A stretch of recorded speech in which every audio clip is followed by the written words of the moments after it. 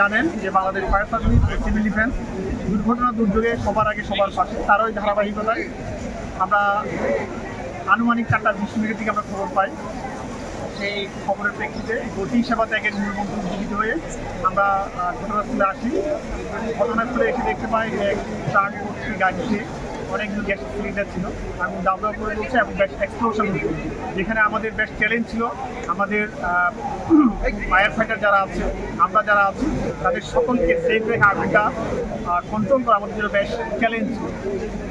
আগুনের ভয়াবহতা এত বেশি ছিল যে আমরা আমাদের পার্শ্ববর্তী যে স্টেশন আছে, যেটা সরাই ফায়ার স্টেশন, সেখান থেকে আমাদের দুটো ইউনিট এসে আমাদের সাথে যুক্ত হয়েছে। তারপরে এখন দেখতে পাচ্ছেন ইনশাল্লাহ আমাদের আগুন আমাদের পুরোনো কন্ট্রোলে চলে আসছে। এখন পর্যন্ত আমাদের কোনো যানবাহনের প্রতি কোনো নিউজ নাই। তো আমরা এখন পর্যন্ত কাজ করে যাচ্ছি। আগুনের শেষ হলে আমরা এক্স্যাক্টলি কী কারণে অগ্নিকাণ্ড সংঘটিত হয়েছে আমরা সেই বিষয়টি আপনাদেরকে বলতে পারবো।